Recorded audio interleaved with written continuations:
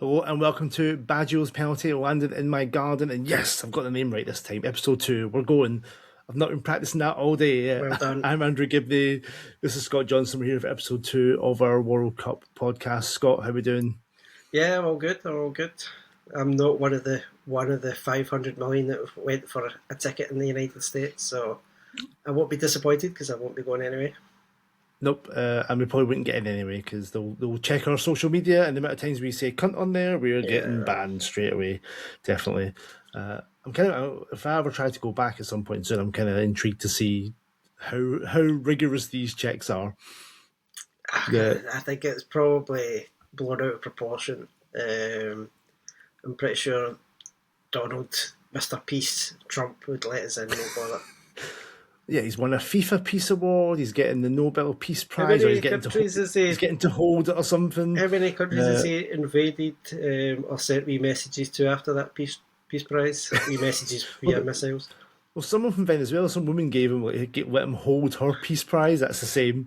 I think he's collecting them like Thanos with the rings. Like if he gets them all, if he gets so many of them, snaps his fingers. Who knows what will happen? He's attacking Denmark, Nigeria's under Colombia. Like he's getting.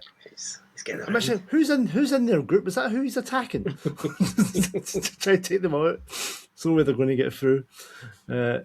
Yeah, I'm intrigued to see because I remember before I was going to Nashville in September, my mate Josh was very like anti-Trump in America. I was like, I wasn't liking any of his Instagram posts. I wasn't like sharing things. I'm not touching that. That's just in case they find me. I think it's going to be high-profile targets. I don't think it's. I just don't think they've got the time or the inclination to view every single person's social media posts. It'll be like journalists who are like anti-Trump and these kind of people that are like campaigners and all that. They'll be the ones that are flagged up. You would think not just some guy from like Kilmarnock who calls him a cunt, but that would be amazing as well. I'd love that story. Like I got banned for like one shite tweet about Trump would be good. But yeah, FIFA announced there was 500 million ticket requests. Scott, you said it went up from like 350 to 500 million in like a day. That's what I heard. I heard that at the start of the week it was 350 million. The talk of the numbers were, and then suddenly it got announced as 500 million. So that's a lot to have in like a 48-hour period. But you know, who knows? And how many of those requests are for the cheapest tickets and not the ones that are actually going to be available because no one's paying like 17 grand or what it is for? Yeah, well, how many are going to ask to take them back because they're not allowed in the country for visa reasons or whatever else there is going on? There was that picture I sent you, but it was at the final with the great deal because it was only like 47 grand for a ticket or something. Great deal, yeah. Lightning deal. A great deal of money. Yeah, I think it's always as great as it goes. The other big story was they've stopped. So the big story was they stopped requests from certain countries that couldn't come into America. But I think when I looked into it more, it was they've stopped like immigration requests, people who want to move to America, not just tourists who want to go and visit for a week, 2 weeks. So I think that was more of a sensational story, but we'll see. I don't know. I think certain countries that might still struggle. I think like Nigeria are on like the big list. Ivory Coast, Denmark will be on it now. Venezuela, obviously, Colombia. I think are like those ones who. Yeah, but I think normal countries, I think like Brazil, they stopped immigration requests, but I think you can still go to America. I thought that Donald was just trying to do Scotland a favour and try to stop those other 3 countries from having any fans in the stadium. I don't know if that's much of a favour. Certainly be good for all the Scottish fans to take over the stadiums, but I don't know if the results would be any better. All the guys on a Saturday are going to drunk buy $4,000 tickets for Haiti and. But can you imagine if the sensationalism is actually true? Can you imagine a World Cup without the Brazilian fans in their masses? Another thing is, see all these countries are getting picked on, right? That you've seen in the stories and stuff.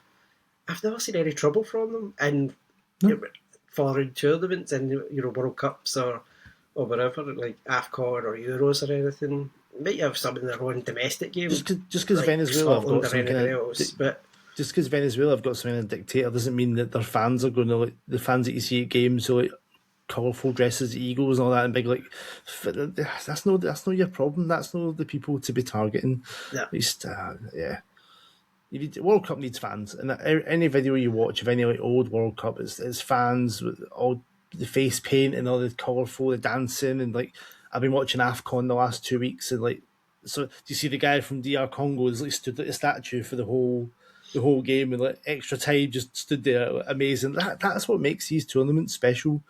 And the only thing I will say is, if it was any country in the world that could probably get away with it, it is the United States, because they've got so many people there already from various different countries, whether it's their background or they've come in via work reasons. I don't think enough to. But that's the thing. You still don't want to see any empty seats in the World Cup. You shouldn't be. If you're telling me there's 500 million people looking for tickets, and you're going to then see chunks of seats, that would be horrible. And I think you will. I think it's going to happen. The amount of like Curacao and like Cape Verde and Uzbekistan, like these teams, are they going to bring thousands of fans over? I don't know. Just how much everything costs these days. I'd be very surprised if it's not the way it was 20 years ago. But then if it's dynamic pricing, all the prices go down closer for games for people who live in they should do it. I remember looking at, was it the Club World Cup thing, looking at like, because mate Stefan, his dad is in LA, and it was like, oh, they're like South Korean team are playing Malawi Sundowns at 3:00 on a Tuesday. Like, it's $17 a ticket. Like, but are you going to fly all that way in the off chance that maybe you might? I'm thinking of people that are already there. I don't think people should fly on that basis of me and you discussing it. I would like to think you've got maybe a ticket elsewhere, or you live in the United States, or you've got a holiday booked already. But it's a shame. It's a shame that we're even discussing it. That's a possibility. Maybe some would suggest a probability that you can have these sort of scenarios. It'll be the games that have not got the big name team in a group. That'll be the ones that you might see lower numbers. And I'm sure we saw it in the past, that like when it was like South Africa and stuff like that. And again, it's not all to do politically in terms of, it will just be because demand. The World Cup's bigger as well, so you've got these smaller nations as well. So it's kind of, that's one of the offsets of FIFA making it bigger, is that it's not maybe going to be as easy to fill every single stadium for every single game. Yeah. The other story, the big international tournament this week, it says AFCON is on at a time of recording. The final is tomorrow, as the host Morocco take on the Ivory Coast, and it's good that we saw the last four teams, Senegal and Nigeria, have all made the World Cup. So it kind of shows the strength of that. Like I didn't see the group stages. I saw a lot of the knockouts. Egypt wasn't impressed at all. Salah still struggling. He got a couple of goals, but struggling like the way he has at Liverpool. What I did enjoy, what was a breath of fresh air, was it's how football should be played, is attack. Right, we get the ball, we'll go forward attack. None of this like tiki-taka around the box, like hold on to the ball. Both teams trying to win. Doesn't mean the football was always great, but the effort to like, attack and try and score goals is there. Really impressed by Morocco, impressed by Ivory Coast. Yes, some really good players on show. What do you think, though, Andrew, of them playing this year? Do you know what I mean? Playing on a World Cup year? Is that a lot of games for the countries that qualify for World Cup and AFCON? You're looking at Morocco, for instance, and certain players are like playing for PSG, and so you're going to get deep into European competitions. That must be, it must be pretty. It's going to be a lot. You've got leggy. extra games in Jan. You're going to have no summer. And then it's going to be interesting to see how they get on. Like, and we're going to today, the World Cup that we touch on in the second part is one where an African team did really well, and I was kind of going like, have they really progressed since then? And this is maybe not the best warm up to see that. Like, obviously Morocco did really well at Qatar. They got to the semi-finals, but I suppose the other way of looking at it for these countries is they'll just say, well, the Premier League's carried on. So they played that many games? Do you know what I mean? You look at the British leagues, I think you see how many games that they play over Christmas. You're probably, some of them will maybe even played less. Is there a mental side of it? Like, you think like Hakimi at Morocco's like the weight of a country's expectations on your shoulders for these like 4 or 5 games, whereas you're playing PSG, you're playing fucking Le Havre away. There's not the same. It's not the same. Yeah. You're still playing 90 minutes, but it's not the same expectation of the whole nation at home screaming. But maybe that just galvanises them. Especially if you win the tournament, you then go into the World Cup on the back of that. We'll only find out in June, July time what that actually has done for them. Well, this is the last one getting played in Jan. The next one, 2027, goes to June and July. How the fuck that works in Africa? Was that not how it used to work though? Right? No, it was 20 years ago or something. Was it? I thought that it was. There was a time where it was played in the kind of, and they went, no, that's not right. I think as far as I can remember, the ones that I've watched have always been like January's been like AFCON time. Because I thought there was a distinct time where I think they used to be because they're going to because it's in 2027. They're going back to odd years. I think did COVID upset that? I think possibly. So I don't think they used to have it the same year as a World Cup, which obviously would tell. So this one's technically the 2025 African Cup of Nations. It started on the 21st of December, but yeah. And listen, having it. I mean, a lot of people get wrapped up about it and they lose players at the clubs and stuff. I get that. I don't mind it getting played in the winter if that's what time your continent suits. That's fine.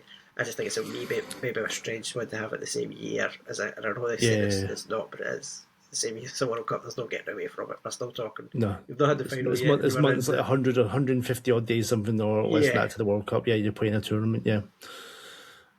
Speaking of these kind of smaller nations, this podcast episode we thought we'd talk about.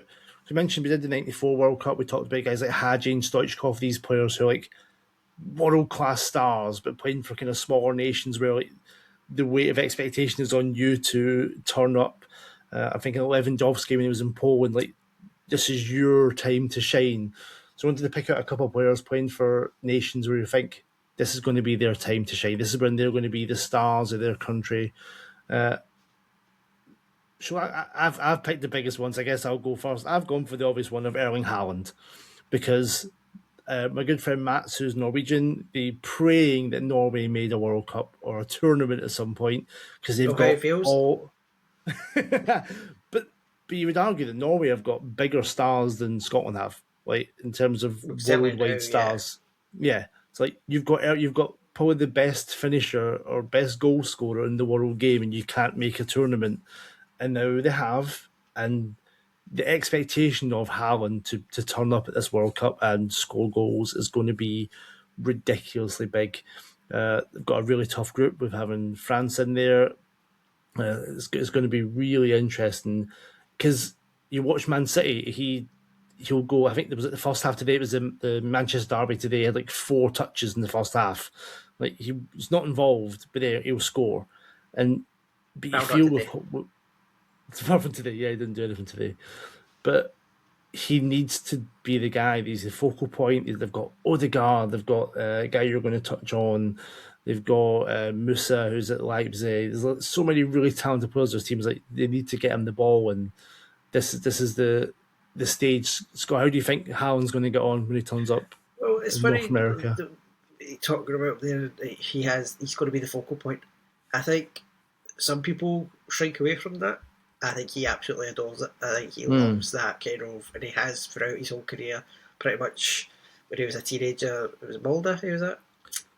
Mulder. Then he went to Salzburg. I remember he scored it was a hat trick against Hibs. Like he just absolutely demolished him. He was like a teenager, and I think from that moment on, anytime I've looked at him, whatever club he's went to, he's been like walking in the star, and he's done that at Man City, and he just likes that. He wants to be better. He wants to improve. He wants to score the goals. So I think he's going to want to just show up at this World Cup and show that he is the best striker in the world. It'll be interesting because against France, everybody's going to really be talking about Haaland versus Mbappe. Haaland, the Ballon d'Or fight for the next 10 years and But at least like City, even when he was at Dortmund, like he's not that like he can play bad and City can still win. They've got fucking so much talent there, and I guess with Norway and we both picked someone from Norway. They've got enough players that he can have an off day as well. Whereas I always think like Poland and Lewandowski was like if he wasn't playing, the guys weren't quite up to the same level. But what Odegaard's there, and do you want to talk about your guy now? I've been slightly no, it's just slightly different from you. I want to see Scott players. didn't read the brief. No. No, I think these are players who, because when I thought of like Hadji, for instance, although he was around before he played in like 19 onwards and stuff, I hadn't really knew about him because football was different in those days. So it was a player that kind of really shone at the World Cup that I hadn't really seen much of before. So I've gone for Oscar Bob, Norway. I think for Haaland to work well, you have to have the right players around him. You've got to have players that can service him.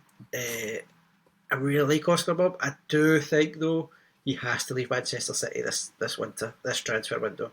I think for him to be... At least he has to go on loan, he has to play. For him to be at his optimum levels, he has to move. I've seen Dortmund were linked with him. I think that would be a great move. I think he's just a really talented player. Predominantly plays on the right. Likes to cut inside. He's got a wee kind of chop, a wee bit that reminds me of Cristiano Ronaldo when he kind of doesn't do all the wee flicks and everything that goes with it. He just chops back inside of the fullback. He's got an eye for a goal and stuff like that. So I think if he gets a loan move, he gets more games under his belt, he can then just go into the World Cup fresh and really kind of confident. And I think that's what he needs. I think he's been a bit unlucky at Manchester City. I think Pep Guardiola, for all the brilliance that Pep Guardiola's got and gives people confidence and all the rest of it, he's a bit like a kid with a toy. He gets fed up with toys quite easily. Well, Bob broke his leg, didn't he? He's been unfortunate with injuries. He was starting to kind of play a bit more. But you see, trusted a little bit. But now obviously you buy Cherky, you buy Reinders. You've got Semenyo, you've got Savinho, you've got Marmouche, who hasn't. He's fallen off the radar as well. He started really good at Man City. And it's always, not always. It does seem a lot of the time that it's Pep's a bit kind of. He's a bit Jekyll and Hyde. Pep. He changes. He talks about only having a 25-man squad. He wants them really shot in the squad, and then spends 400 million on players. And you're like, right, okay, you can't even get rid of both here. And I think sometimes, and it's easy. You know what it's like. Any big team, it's easier to phase out the guys who came through your youth academy. Especially with signing. As you say, injuries have played a part in it. But I just think if he can get a run of games, I think people will go, actually, he's a lot better than what I thought because I've not seen enough of him so far. No, I think he's one you could, especially if he's not played a lot of games as well. He could be fresh and really light it up if you get that delivery to Haaland. The second one that I picked out is a kind of a young star who I'd seen his name in Germany, but then watching AFCON, he really stood out. It's Jan Diamandi, Ivory Coast winger playing at RB Leipzig. He's got a great story in Scott. You'll have seen his name because he had a trial at Rangers at one point, and Rangers let him go and ended up in Spain randomly. Yeah, and then Leipzig spent 20 million euros on him in the summer from the Spanish second tier, which is mental. And he's got 3 goals at AFCON. He's playing really well for Leipzig. He can play on the left and on the right of the attack. Like, he's just one of those exciting young players who I always think back to the Eden Hazard days of like players who you want to go watch, players who when they get the ball you think something's going to happen here, and he's one of them. He's just electric, cuts in either side, can shoot, can cross, can take players on. I think if Ivory Coast have a good tournament, I think the way he's going to light up, because he is an unknown still, there's not going to be a lot of tape on him, or he's just one of these young electric players that I think could be a really, really good watch in the summer. So my other pick is also playing in the AFCON. He's with the host nation Morocco. I'm going to butcher his name probably, so I'll have a wee quick gander at it. This is the only reason why I started a podcast, is to have Scott say names. Ismail Saibari, plays for PSV, 24. Quite stocky. I think your lights have got out. I'm here. There you go. I have it. Quite stocky. Getting really hard to then push off the ball. Use both feet. He can play anywhere in the kind of attacking positions of midfield. Plus, as a kind of false nine and on the wings. He's got a lot of goals. PSV are doing really well. I think he's a big part of that. Got goals, got assists. Very comfortable in tight positions with players around him. I think the World Cup, especially with the kind of teams that are just trying to boss the game, I think to have something like that where you can just have a couple of players around you and then suddenly turn, twist, play a pass. I think he could be one of those kind of standout players that you just on the cusp of being really good and everybody kind of talking about it, just suddenly having a really good World Cup. Yeah. I remember like Blanco, for instance, at Mexico in '98, that kind of just out of nowhere just shines. Who knows, if he plays out for Morocco, he could get a move to Coventry City. And then end up at Livingston at some point. So he's born in Spain. I think there was some weird stat about AFCON. There was like players left in more were born in Paris than they were in Africa. A suburb in Paris or something. They were more born there than they were born in Africa. Yeah, so like Algeria, Morocco, those guys. A lot of them are not born, and obviously got family ties. It's not like I'm not saying it's a bad thing. You're but he scored against Cameroon. But you look at Morocco's goalkeeper. Well, Bunu. No, sorry, not Morocco's goalkeeper. That's a good cock up. No, Algeria's goalkeeper. Sorry. Which one? I forget his name. Zidane. Oh, look at Zidane. Yeah. So that's what you go back to again France '98. And I know we're not even touching France '98 on this podcast. Not yet. That French team's obviously. It works both ways. They had a lot of people. Zinedine's always said that you like strong Algerian connections with his parents. Like it's lived in Marseille. There's like that strong North African influence. Like so you can see why Luke could be like maybe his grand and granddad heavily influenced him. Like, but it works both ways. It works for France. Having all these players that have Vieira, and it's for your family themselves coming over, and then it's now coming back to me as well. And I will not for a second not believe that part of it is, hey, I can get a game for Algeria and I'm never going to play for France.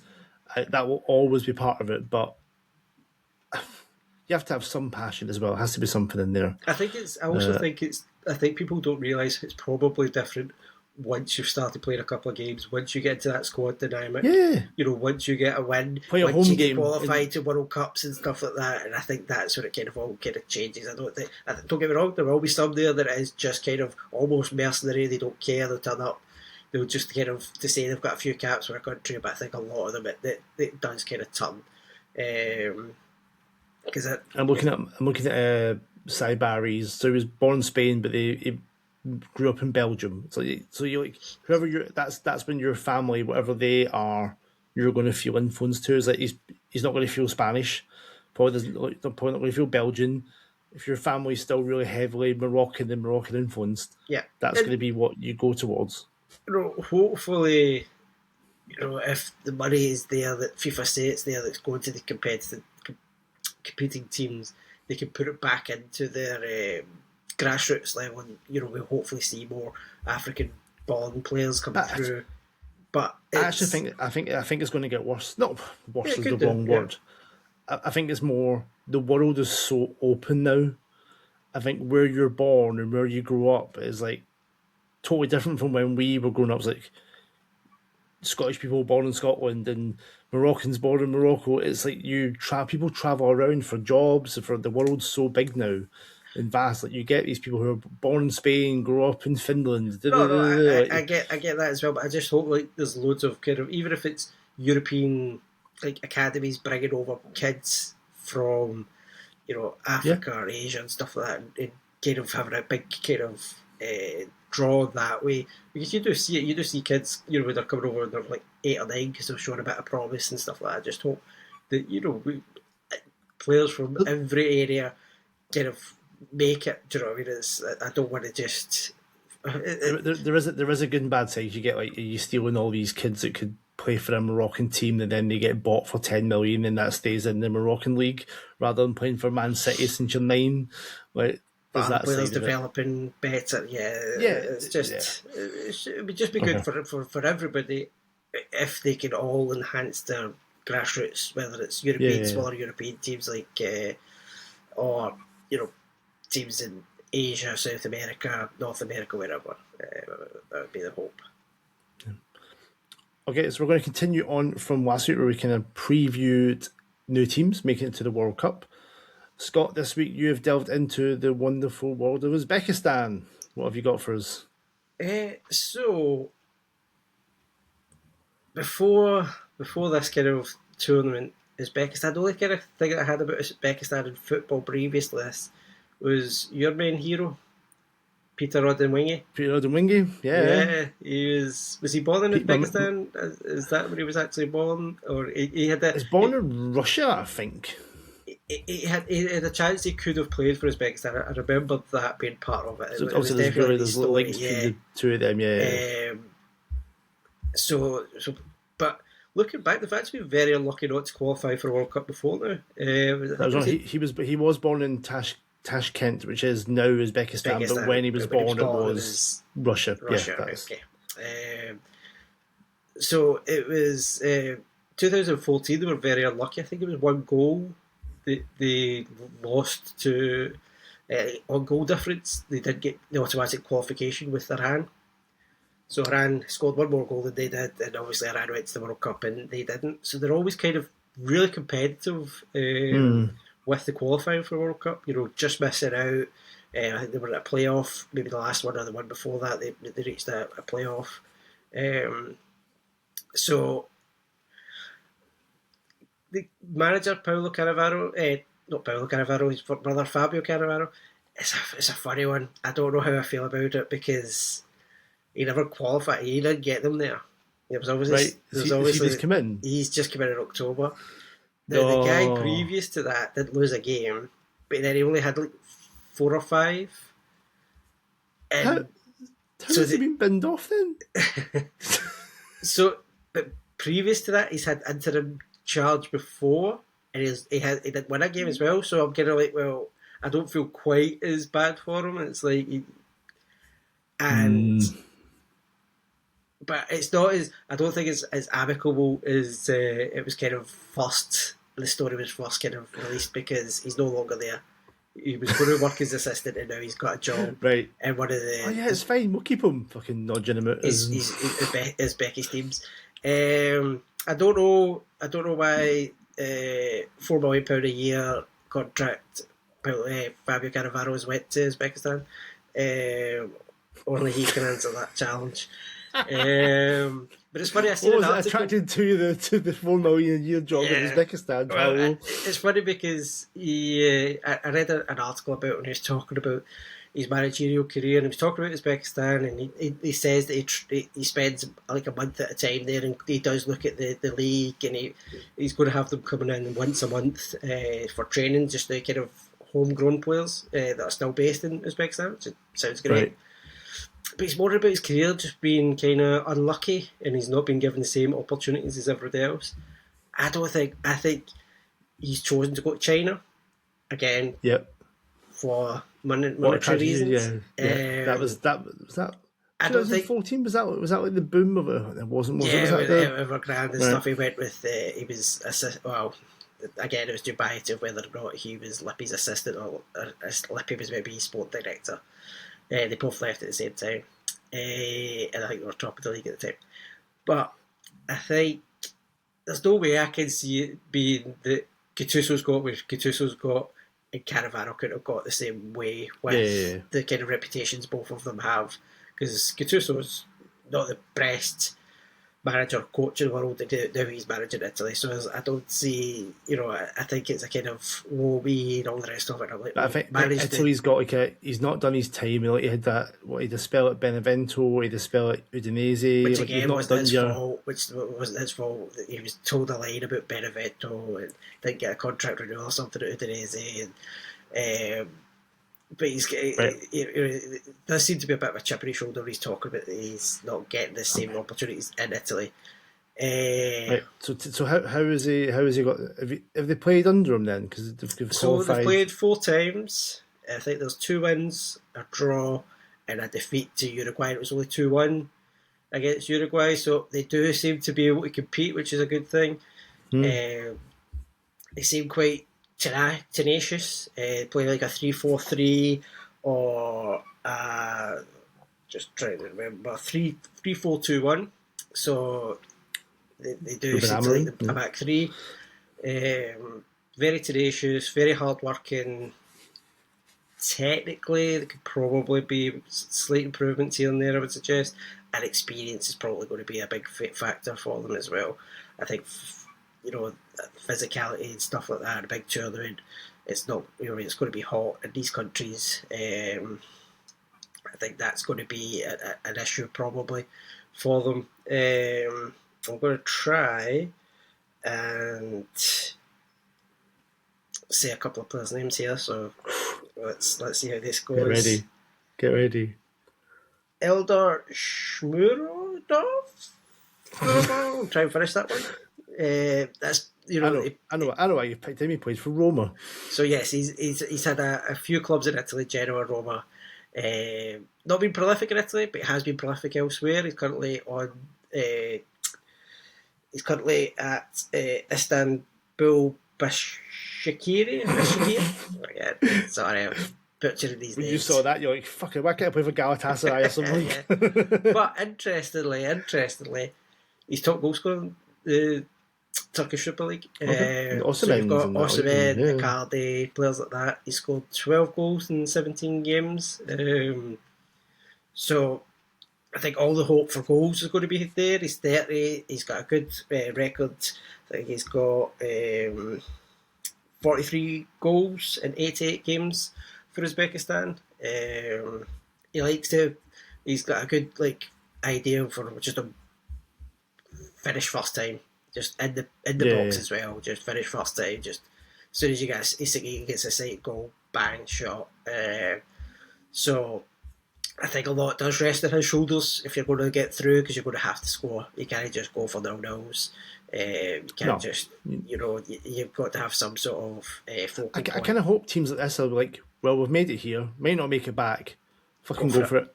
Yeah. No, so for their reasoning to get Cannavaro is because of his World Cup experience.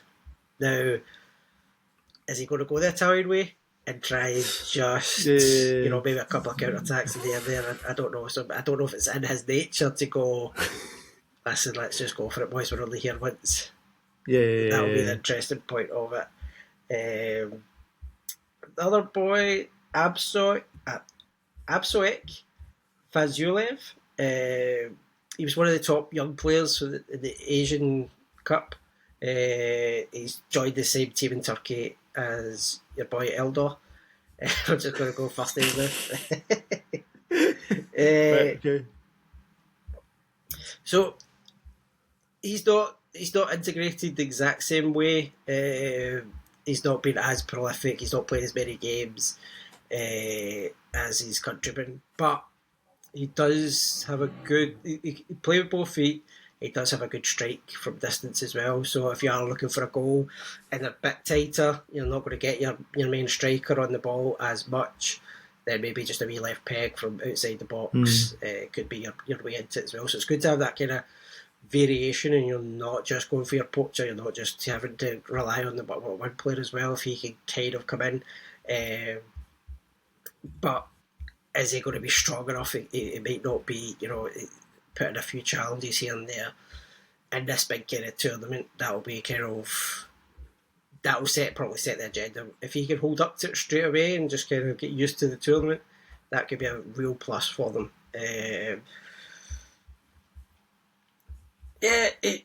So the bits and pieces that I've seen of him, I've not seen a huge amount, obviously, but he does have that kind of Hadji-esque kind of both feet. Okay. He's kind of smart with the ball, and he can hit from shots from distance. He does have a bit of composure about him. So again, I would love to see somebody from one of these kind of teams that just kind of creeps into everybody's kind of mindset. He's played in Moscow, I think it was CSKA. before as well. So it's not as if he's just, Come from nowhere. he's played for a different couple of clubs now. So it'll be interesting. Yeah, and also the boy Kusanov at Man City as well, former Lons defender. Yeah, so obviously I spotted that he was there. I've not been convinced by him. I think he's looked by the last couple of games where he's kind of been thrown back in when everyone's out. He's looked better. I don't think it was his fault they got beat by Man U today. No. To be fair, that sometimes coming into a big team like that, sometimes it just takes a year. You get your chance again. Well, it's been a year now since that Chelsea game where he was fucking horrendous, and that was like rabbit in headlights. But yeah, like playing for Lons and playing for City is different worlds. Like, so you know more about him from his days at Lons. When I've seen him, anytime that I've seen him, predominantly in Manchester City, he's kind of one-on-ones haven't been great. I thought he was very good at one-on-ones in France, but it's again, it could just be a culture shock. It's they were very much a counter-attacking team, whereas like City are holding the ball and they're getting counter-attacked. So it's it's a totally different way of defending, and that'll take time to learn. Right, Scott, thank you for that. I've got Cape Verde this week, who are in the same group as Spain, Saudi Arabia, and Uruguay. So it's not an easy task. I found it very funny because they're not in AFCON. They didn't make it to AFCON. They finished bottom of their qualifying group at AFCON qualifying, but yet won the group with Cameroon to get to the World Cup. And I was looking at it, I think it was more Cameroon kind of threw it away. They drew to like Eswatini and Libya away and lost at home. Like Cameroon could. A bit of disarray, aren't they? In the kind of infrastructure of the Cameroon. Who's in charge? But I think, like Cape Verde, they deserved it. They won a lot of games. They beat Cameroon in their home game. But I think a more stable Cameroon side probably could have qualified and they wouldn't be here. But they've got it's a weird team. You've got the only Cape Verde player I ever know of is Ryan Mendes, who played at Lille and then went to Nottingham Forest. He's still there. 36 years old. He's still in the squad. He's still in the squad. I remember. He was a good player back in the day of when I saw him. I was like, I thought he'd be long gone. Then I still trotting about. But they've got guys who are like former Sporting Lisbon, guys that play in Holland. There's a lot. When I clicked on players, you're like, oh, Holland, born in Rotterdam. So I guess there's a big Cape Verde population in Rotterdam. It's a bit like Curacao in that sense. Yeah, but I was expecting it to be like all around Holland, just Rotterdam, just right there. But they play 4-2-3-1. They've dabbled a little bit of 4-3-3, which can I think just be who decides when you're writing down a formation which one it is. You're playing three midfielders in the middle, and you're playing two wingers and a centre forward. The one that I was really impressed with is called Dillian Livramento. He's the striker. He looks like he's got a little bit of everything. Like you see, there's a goal against Cameroon where he dropped back, linked up, and there's one where he beat the defence for pace. And you're like, all right, so he ran from like his own the halfway line. I think it was the centre circle before the halfway line, and it was against Cameroon. So you're holding off good. It's not like Eswatini or something. But he had the speed and the strength to hold him off, and this was the quality. If they won this game, probably was guaranteed qualification and slotted it away. There was no fear, and you're like, this kid's got you got something about you. I quite like you, and showing he's got good link play. He's playing in Portugal for Casapia in the top flight in Portugal.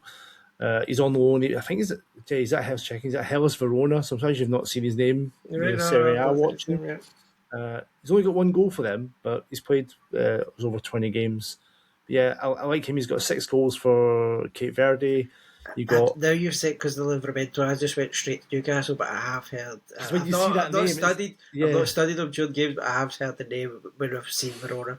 It's one of those names. So I saw it, I was like, "Oh, you related to Tino or something?" It's just a weird name. That another player they've got that I love. They've got an Irish defender, Scott, who's known as Pico. So an Irish defender known as Pico, right? Okay. Yeah. His actual name, I'll get his actual name up. So he plays with Shamrock Rovers. Roberto Carlos Lopez, who is born in Crumlin, Ireland. Oh, well, yeah. And has played over nearly 400 games in the Irish League. And it's like, you're looking through the names and you go, who the fuck are you? And what? I need to know more about this guy. Yeah, Cape Verdean father, Irish mother, and was born over there. And he's like, and they seem to have these players amongst the squad that have been around different places, and I also thought, I was like, well, surely if they're so bad at the AFCON qualifying, surely they've binned the manager off and they've got a new guy in, and nope, same guy's been in charge since 2020. Just Do you think it's Babista.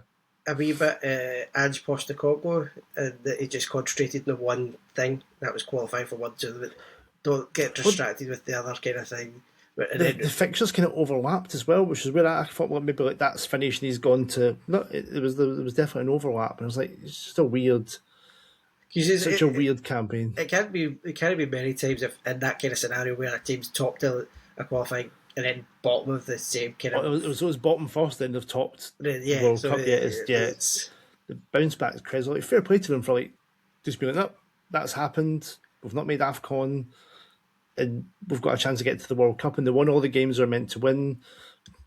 They've got When you talk about the Cape Verde father, I'm right thinking one Henrik Larsson, is that not his makeup as well? Is it not a Swedish mum and a? Oh, he's made a shout here, ladies and gentlemen. That's I'm sure there's maybe a Cape Verde kind of link there. Hold with his cause. His father, Francisco de Rocha, is from Cape Verde. Well, there we go. I knew that. He called that one. So it's So they've got players like they're all over the decent leagues in Europe. There's guys in Portugal. There's guys in Spain. There's guys in Holland. Like they're not. They've been as anyone who plays in Cape Verde, shockingly enough. It's a really settled team. They've got Cabral. There's a Cabral brothers. One plays in Holland, one plays in Portugal. They look tricky and fast, and the midfield's like solid, and like the defence is like two big 30-year-olds in defence. It's just a really solid team, but there's no frills. But I think the Livermental kid with the pace and a bit of strength, you could cause a little bit. But so if Uruguay are not up for it or Saudi are not up for it, he could cause some problems. Well, I think looking at the teams that we've looked at so far, the 4 teams and things like that, I'm looking forward to seeing them just to see how they actually kind of settle into the World Cup vibe. And there's usually one big upset, isn't there? Somebody comes in and God damn it! I see no reason why. No disrespect, I see no reason why they can't beat Saudi Arabia. Like, yeah, it depends what Saudi Arabia does. Maybe that's me being naive with Saudi Arabia and thinking fuck them. No, but it works the same way as Saudi Arabia beating Argentina in the last World Cup. You don't see it. You just you don't think. Well, Saudi Arabia are a very competent, well experienced World Cup qualifying side, but at the same time, you do think that sometimes something goes wrong and suddenly bang, there it goes. The other one I wanted to mention, the last one I wrote down, was Logan Costa. He's at Villarreal, having a really good season in Spain. He's played 32 times for them. He's born in Saint-Denis in France, of course. He's the other centre-back alongside Pico, who played in the qualifying. 6'3". Like, he's one you think if he has a good World Cup, he's going to be going up the chain soon to someone. So I wanted to put his name in there. Right.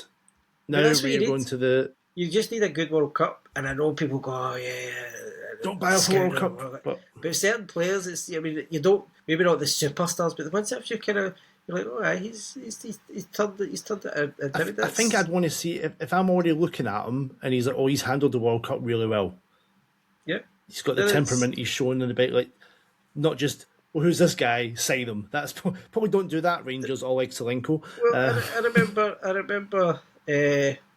Hidetoshi Nakata, 98. Really shone at that World Cup. It was again a young player who seemed to boss it for Japan, who didn't qualify out their group, and then he came to Serie A, and he was a really good midfielder. And it's kind of like that. You know, you just, as you say, you prove yourself in a tournament. You're maybe not the superstar or anything, but you're the one that people go, oh, well, as you say, you maybe have a scout, or you scout them afterwards. You go, yep, that's all kind of ticking the right boxes, and hopefully we can get a couple of players from these kind of teams that then just kind of, as you say, get to a bigger club. Okay, let's move on to the last part of this week's episode, because we have gone way over for time as we with episode 2. We did so well in episode 1. We're going to go to 2002, Korea-Japan World Cup. And in my head, I said this is the first World Cup that was like co-hosted, and this is the first World Cup that's triple hosted. There you go. There's the link. Boom. That's why we're doing it. Right. Not just picking random World Cups. Scott, what's your first memories of 2002? For me, it's probably my first one as an adult. So I definitely watched the final in a pub, like 11 a.m. on a Sunday. I think I was technically working, but I left House of Fraser and went to the pub across the road to watch the World Cup final, as you do. So that was my kind of just before adulthood in a sense, because I had just turned 18, so it was after that tournament I got my first job. So I got my first job at Wetherspoons at 18, and it must have been like the August time, because I remember watching the World Cup, and I wouldn't have been able to do that as much as I did. And I've been working, so in between school and work. Yeah, I was definitely working. I remember because when there was like 7, 9, 11 kickoffs, or 9, 11, 1 or something. It was that times. It was good. No, I enjoyed looking back on this. It was one of those World Cups where there was so many shocks and so many like wee teams doing really well. And you look back, you look, Portugal were awful. Argentina went out, and like I think there was probably one of the World Cups that there was less expectation on Brazil, and they actually did better than anyone thought they would. Even though you look at the players they had, you go, why was no one rating this team whatsoever? So it's funny because 94 and 2002, when they're not really fancied, are times that Brazil have actually come out and won the World Cup. But this team is so much better than the 94 team. Like, I don't know if that's a bias of knowing what the players went and did, but Rivaldo was up there, Ronaldinho was up there, like R9 was back. So I suppose like Cafu, Bobby Carlos. You've got to remember in 2002, were these players all that good? And they were. Do you know what I mean? It's not as if you're going, Ronaldinho got better, but Rivaldo was probably his peak. Ronaldo's came back into it, which I'll discuss later on. Ronaldinho replaced Rivaldo at Barca. That was he was the next step on that. So but listen, there was also Kleberson and Juninho and things that were superstars. Gilberto Silva. He was there, wasn't he? He was a great player. He was a great player. But that's the kind of player they needed. But he wasn't that kind of swashbuckling, flamboyant. I think the balance was perfect. Your centre mids were like the workhorse, and then you let the 3 R's as they became. Just do what they want.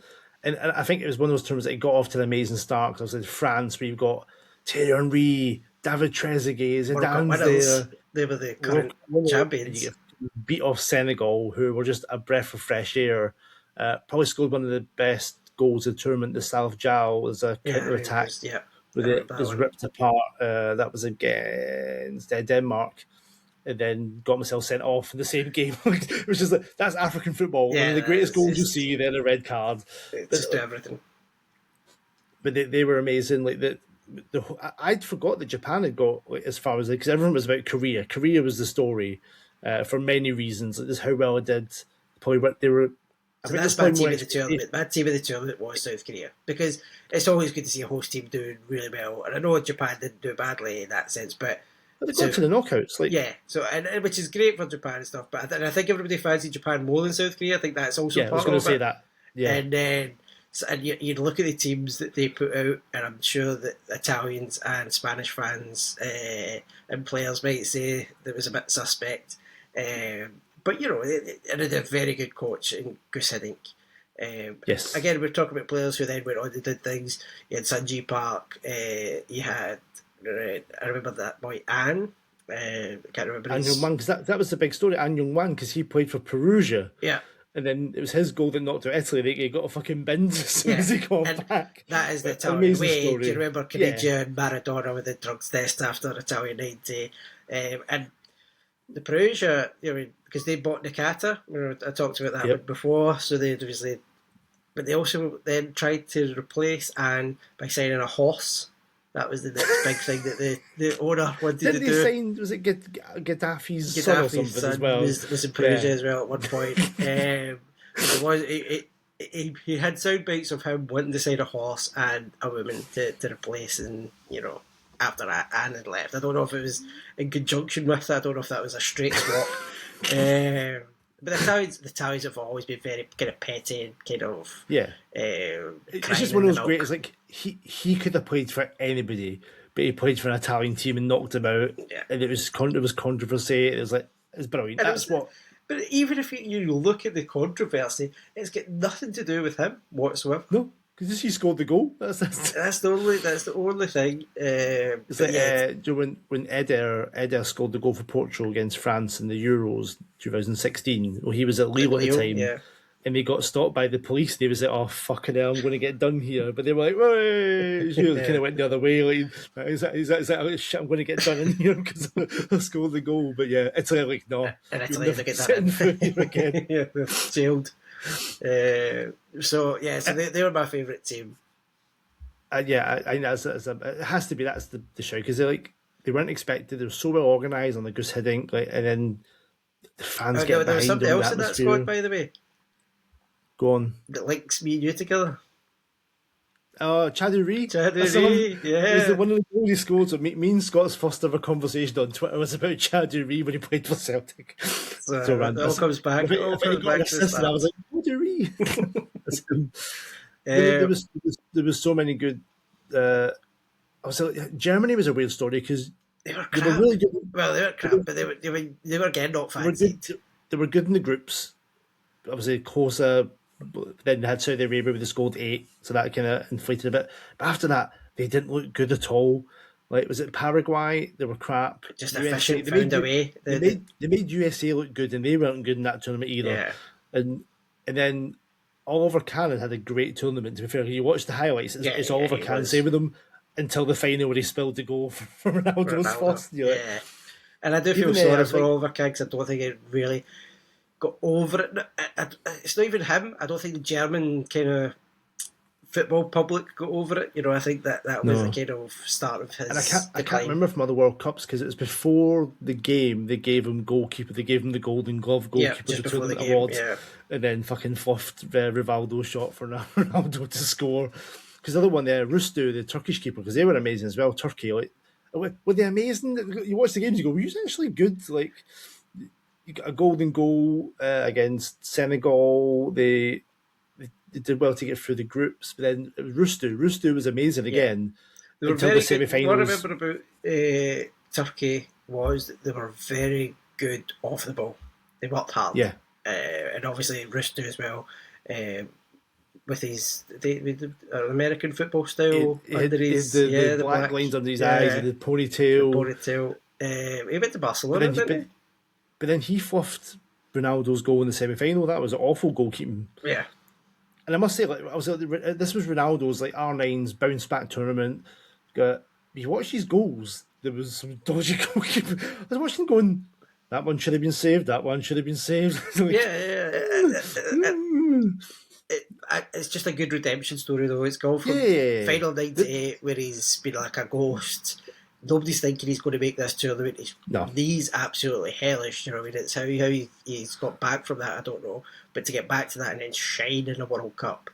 The second goal was lovely, the little dummy, and then the finish, that's proper. And then he had to do that fucking haircut just to ruin the image forever. I love the haircut. I love the haircut because it was so bad. It was so bad that it was just out. And the reason for it was because his kid thought it was Roberto Carlos when he scored one of his goals. Every image of his redemption is like just that image of the fucking. It's the only game he had it for as well. My t-shirt. You got it. There he is there. There he is. Haircut. I've got about 5 in behind me and all sorts of Scott was going to wear his Ronaldo 2002 jersey, but I think it's been a long time since you could fit into that, innit? Well, it's small, so I definitely can't. I mean, I can hardly even look at it. But yeah, so he was my player of the tournament just for that. But the fact is, I'm a fanboy, and everything else that goes with it. I think game-wise, I think Rivaldo and Ronaldinho were better. A lot of the goals were those two, like Ronnie with a run to Rivaldo, but then we can't give it to Rivaldo because of the fucking play acting against Turkey. That was one of the worst things I've ever seen. 2 favourite goals were Rivaldo's was against Belgium, where he's nice ball from the outside of his foot from Ronaldinho. But he chests it down, so that touches it.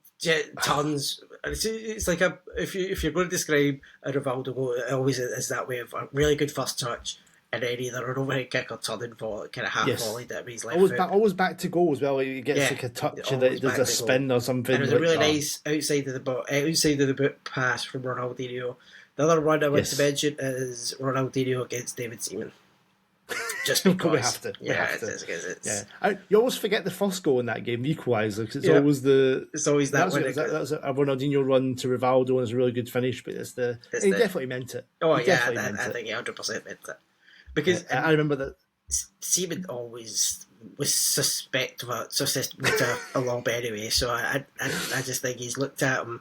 He's like, "You're no way of if I hit this properly, you're not going to get back there in time." Because I remember that game.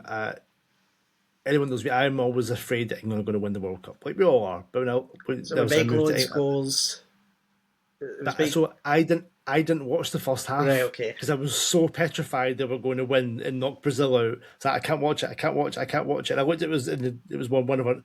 I watched second half, and then saw Ronnie's free kick goal, and brilliant. As soon as Michael Owen scored, I was watching the game on my phone, like just watching the updates. And when he scored, I thought, those fucking bastards, they're going to fucking do it. They're going to do it. The golden generation, Andrew, the golden generation. Every fucking generation of those bastards are a golden one. The other one that I want to mention I always loved is Jared Borghetti's header against Italy, because I still don't know how he did it. Yeah. The ball was kind of played like diagonal to the back post, and he's kind of like headed it behind him. Such a weird technique to try and even think of. Never made again to do it. Yeah.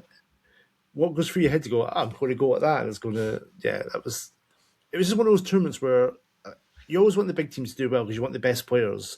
But those stories of Turkey, Senegal, obviously Sweden did well with Henrik Larsson and they got knocked out. But even all these teams. You had stories before the whole thing kicked off, right? Kieran Saipan, and Ireland did really, really well after it to kind of get back. Because he was their talisman, he was their best player by a long distance.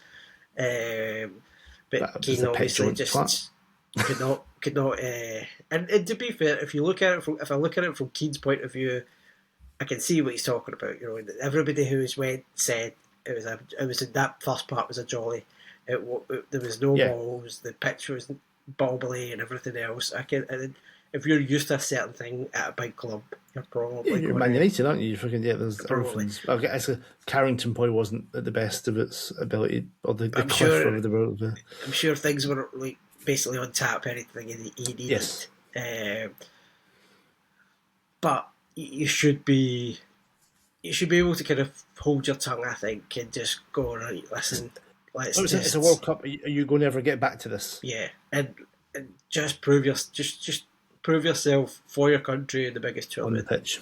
Because '94 you were too young to really take the game by a scruff of the neck. 2002 that should have been your year. Now I don't believe all this shit about you hear the Irish people talking about they could have got to the final of that tournament and had Keane been there. That is bollocks. But the thing is, and they could have easily gone out of the group stages, but with Keane there, do you know what I mean? It was. You're also a penalty shootout away from beating Spain, and then Spain played South Korea, so you're like, but my point is, that's not Keane's not going to, I think, get you over the line in a penalty shootout against Spain. But you don't know though. You don't know like that. A penalty shootout is a coin. It's a coin toss, isn't it? It's a coin toss of who. I mean, they missed 3 penalties. Maybe they take one. Maybe you only missed 2, and maybe you beat Spain. Like, and that World Cup then was wide open. Like, but who knows? But I think equally he could have played in that Spain game and lost 3-0. You could have missed 4 penalties. It's just I just think it's just people looking back on it's like England. Oh, if we hadn't came up against that Brazil squad, well, he did. Do you know what I mean? That's it. He does. You can't. What ifs and that's what I always every tournament. It's like, oh well, if we come first in that group and then we'll get it never works like that. No, it never ever. No. The route is never the route that you think it's going to be. And I think it's impossible now to fucking map out this one because there's 48 fucking teams in it and all different possibilities. But that was a great one for the unexpected and really good stories. And both like big teams like Brazil, new teams like Korea, like.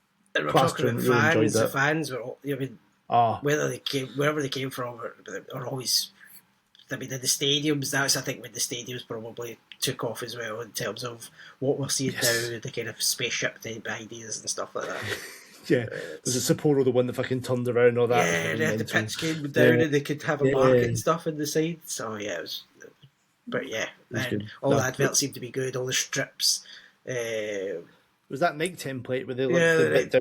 It was probably wasn't as good as 98 in terms of strips, but it still was kind of nice and glossy, and it did feel like a new. It was the first one away because 98 strips were still quite heavy. 94, 98 were like heavy, but that was more kind of. I remember I had the Portugal one, and it was like it had like the skin tight thing underneath. Yeah, it was fucking weird. But then it was kind of floaty on top. It was like a bizarre. But that was like a match one rather than just a fan one. Yeah, no, a really good tournament. Right, that'll do us for this week. We've just got about the hour. It's fine. Scott, thank you for being on. Enjoyed this. Great having a chat. Back. Yes, as always. Guys, thank you for listening to the first episode. We hope you enjoy this one as well. I did try and set up a Twitter. I'll never try and do that, but you can follow me at the Gibbs Show _ and Scott, what's your Twitter? At the Footy Blog Net. Need to think about that. I've also started a Substack for my football travelling journeys to try and help people inspire or give them tips. The link to that's on my Twitter. I can't remember what the fucking address is for that. We're on YouTube. We're on Spotify. Like, subscribe, all that stuff you have to say on these things these days. From me, Andrew, and from Scott, is bye for now.